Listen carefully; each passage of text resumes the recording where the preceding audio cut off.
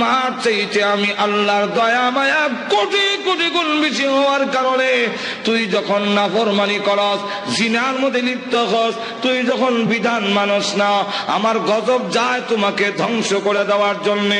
এমনি আল্লাহ তার দয়া মায়াকে ডাক দিয়ে বলে, ইন্না রাহমাতি সাবাকাত গজবি, এরে রহমত ওরে দয়া মায়া, দৌড় দে, গজবের আগে আগে যাবি, আমার বন্দা না হয় ধ্বংস হয়ে যাবি। গজব আর বন্দার মাঝখানে গিয়া আটকায়া বলবে, এরে গজব করিস না, এবার রমজানে ডালের বড়া খেয়েছে, সামনের রমজানে আর খাবে না।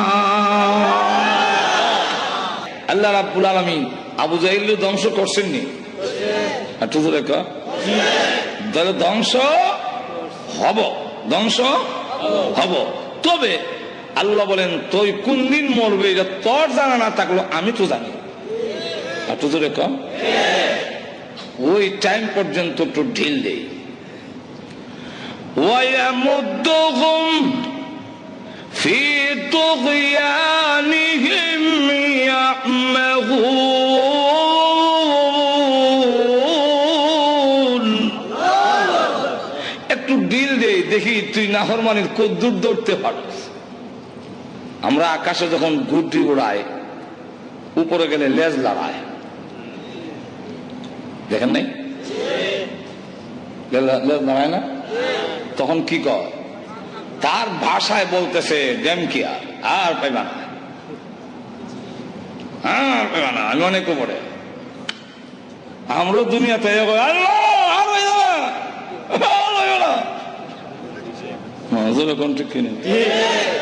কিন্তু মালিক কি কয়? সুতা চাই রে, সুতা চাই, লেজ লড়ে। তখন না পাইলাই আর একটু ঢিল দেয়। যেরকম ঠিক কিনা? কেন? তোমার জানা নাই, কিন্তু আমি জানি তোর শেষ সীমানা আছে, সুতার একটা শেষ আছে না নাই? ওইখানে গেলে আর চাইলো কামড়া। এরপরে যখন সুতা শেষ, তখন লাল লাল দেয় না, তখন টানে, টানলে হয় আইতাম না, আইতাম না, আইতাছিনি। ঘুমাই গেছেন নাকি আল্লাহ জানে। বুদ্ধিটা আসতেছিনি না বিলে সুতার ধরে টানলে আসে না, আসতেছে না। আল্লাহ বলেন, তুমি মনে করছো দুনিয়াতে গিয়ে আসবে না, তোমার চলাফেরা বুঝে আসবে না, কিন্তু যত মিনিট যাইতেছে তত মিনিট কিন্তু আমার দিকে তুমি আসতেছ। আসতেছে না? এক মহিলা শ্বশুর বাড়ির যায় না, বাবার বাড়িতে যাইতে চায় না। ইসলামী জামাই একটা নৌকা নিয়ে আসছে, নদীতে নৌকাটা রেখা শ্বশুর বাড়িতে হাইটা উঠছে। খাওয়া দাওয়ার পরে সব যখন ঘুমাইছে, গরম লাগতেছে, চলুন একটু বাইরে, এখন নীরব নির্জন, রাত 1টা বাজে, আমরা সকলে একটু আইটে উঠে আসি। এই কয়া কোন ভারী নিয়ে আলগি দিয়া নৌকা উঠাই ফেলছে। উঠাই স্টার্ট দেবে, একটা নৌকা ইঞ্জিন স্টার্ট দেয়। ইঞ্জিন স্টার্ট দিছে, স্বামীর বাড়ির দিকে নৌকা চলছে। সে তখন বুঝতে পারছে আমার তো নিয়ে যাওয়া হচ্ছে। এমনি দৌড় দিয়া নৌকার গোড়া, গোড়া চেনেন তো আপনারা, আবার গাজীপুরের মানুষ নাও চিনতে পারেন, নৌকার গোড়া চেনেন না, ওইটার দর্শে দইটা স্বামীর বাড়ির দিকে ফিস দিয়া বাবার বাড়ির দিকে দিয়ে নৌকা। আমি যাব না। আমি জিজ্ঞাসা করি যাইতেছে কিনা, না যাবে, আর একটু জোরে কম। কিন্তু সে তো বলতেছে যাবে না। কেমনে যায়, কেমনে যায়, আর একটু জোরে কম, কেমনে যায়? নৌকা যায়, জোরে কম, ঠিক কিনা? ঠিক তেমনি হবে আমরা আখিরাতের দিকে বীজ দিয়া দুনিয়ার দিকে রোগ করে বলি যাব না। আল্লাহ বলেন, হায়াতের গাড়ি তোমার চলতেছে, প্রতি মিনিটে তুমি আল্লাহর দিকে ধাবিত হচ্ছ, সন্দেহ নাই। আল্লাহ বলেন, ইয়া আইয়ুহাল ইনসানু ইন্নাকা কাদিহুন ইলা রাব্বিকা কাদহান ফামুলাকি।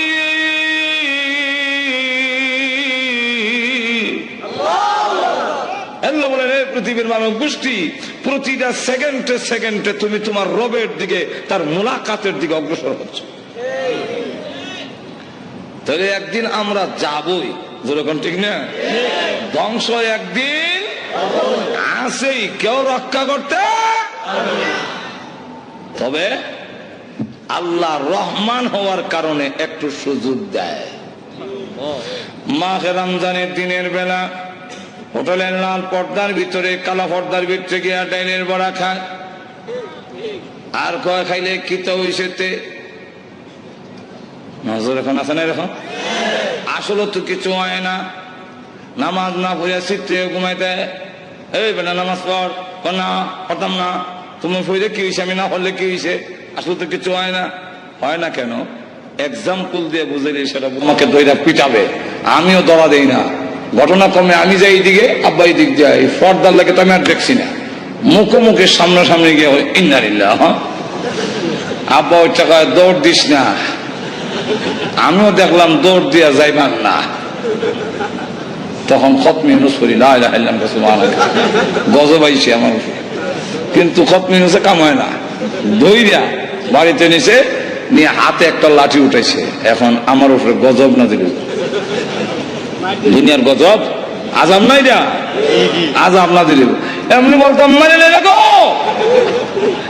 মা দৌড় দিয়ে লাঠি আর সন্তানের মাঝখানে ঢুকে গিয়ে বলে মাইরেন না, আর দুষ্টামি করবে না।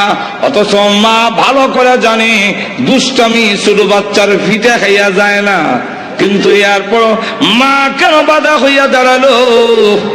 মা দয়া মায়া বেশি হওয়ার কারণে, মার চাইতে আমি আল্লাহর দয়া মায়া কোটি কোটি গুণ বেশি হওয়ার কারণে, তুই যখন নাফরমানি করস, জিনার মধ্যে লিপ্ত হস, তুই যখন বিধান মানস না, আমার গজব যায় তোমাকে ধ্বংস করে দেওয়ার জন্য।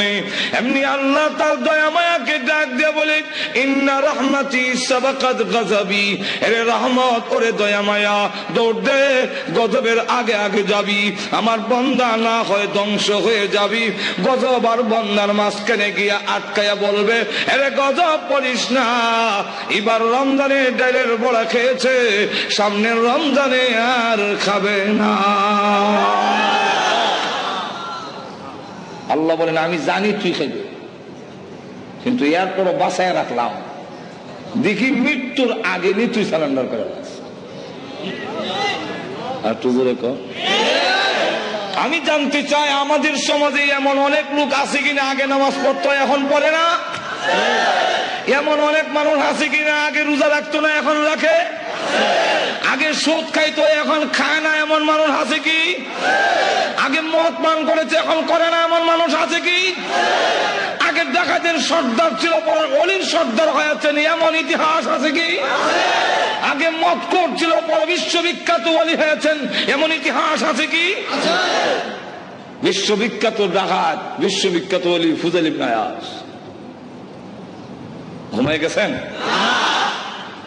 বিশ্ববিখ্যাত মদখোর, বিশ্ববিখ্যাত ওলি মালিক ইবনে দিনার, বিশ্ববিখ্যাত সুদখোর, বিশ্ববিখ্যাত তওবা করে পরে ওলি হাবিবে আজম। আর তো জোরে কম। এখন বলেন যে সময় নামাজ পড়তাম না, ওই সময় যদি ফেরেশতা একটা চর দিয়া দাঁত ছলাই দিতা লাগাত মরে যাইতাম, তাহলে এখন নামাজ পড়ার সুযোগ ছিল? যারা মদ খাইতো আগে, এখন ওই সময় যদি গজব না দিল তো তাহলে তওবা করে ওলি হওয়ার সুযোগ ছিল? আল্লাহ ডাক দেয়া বলে আমি আল্লাহ এই সুযোগটা দিলাম। উমর যদি এই সময় তরবারি নিয়ে গেল রসুলকে মারার জন্য, এই সময় যদি আল্লাহ টানা হলাই দিত তাহলে আমিরুল মুমিনিন হওয়ার সুযোগ হইত না। আর তো তাহলে আল্লাহ রাব্বুল আলামিন বলেন ধ্বংস হবে, কিন্তু একটু সুযোগ দেই আমি আল্লাহ, তুমি যাতে তওবা করে চলে আসো, আমি আল্লাহ মাফ করে দেব। আল্লাহ তাই বলেন এক একটা নিয়ামত উল্লেখ করে আমাদেরকে বলেছেন নিমক হারাম হইও না। আল্লাহ আমাদের সকলকে তৌফিক দান করুন।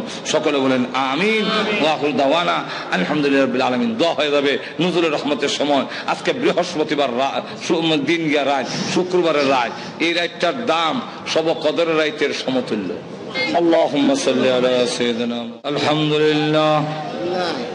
ربنا ظلمنا أنفسنا وإن لم تغفر لنا وترحمنا لنكونن من الخاسرين ربنا اغفر لنا ولوالدينا رب ارحمهما كما ربياني صغيرا رب ارحمهما كما ربياني صغيرا رب العالمين तमाम জীবনের গুনার বোঝা মাথায় নিয়ে আসামির বেশে অপরাধীর বেশে ভিক্ষুক কাঙ্গালের মতো আলেম উলামা নিয়ে সাদা দাড়িওয়ালা মুরব্বী নিয়ে নওজোয়ান ভাইদেরকে নিয়ে মাসুম বাচ্চা নিয়ে পর্দার আড়ালের নেককার মা বোনদেরকে নিয়ে আমি গুনাহগার তোমার শাহী দরবারে হাত বাড়াইলাম মেহেরবানি করে গো জিন্দেগির গুনাহ মাফ করে দাও আল্লাহ জানি না আজকের এই মোনাজাত কার জন্য জীবনের শেষ মোনাজাত কত মানুষ ঘুমায় আর উঠে না কত মানুষ ঘর থেকে বের হয় আর ঘরে ফিরে আসে না আল্লাহ জানি না কার জন্য কাপড়ের কাপড় দোকানে জমা হয়ে গেছে আল্লাহ মৃত্যু আসার আগে আগে আমাদের তুমি মাফ করে দাও তুমি যদি মাফ না করো বলো না আমরা কোথায় যাব কার আমাদের তো যাইবার আর কোনো জায়গা না আল্লাহ আমরা যে যে উদ্দেশ্যে তুলেছি প্রত্যেকের নেক আশা পূরণ করে দাও আমাদের মধ্যে যারা অসুস্থ বেমারে আছেন তুমি শিফা করে দাও আল্লাহ আমাদের সন্তানগুলোকে নামাজি দিনদার পরেজগার বানায়া দাও আল্লাহ আজকের এই মাহফিল আয়োজন যারা করেছেন শোনার জন্য যারা এসেছেন সাহায্য সহযোগিতা যারা করেছেন আল্লাহ সকলের জন্য এই মাহফিল কিয়ামতের মাঠে নাজাতের ওসিলা বানায়া দিও আল্লাহ যে মসজিদের নির্মাণের কাজ আরম্ভ করা হয়েছে এই মসজিদে তুমি কবুল করো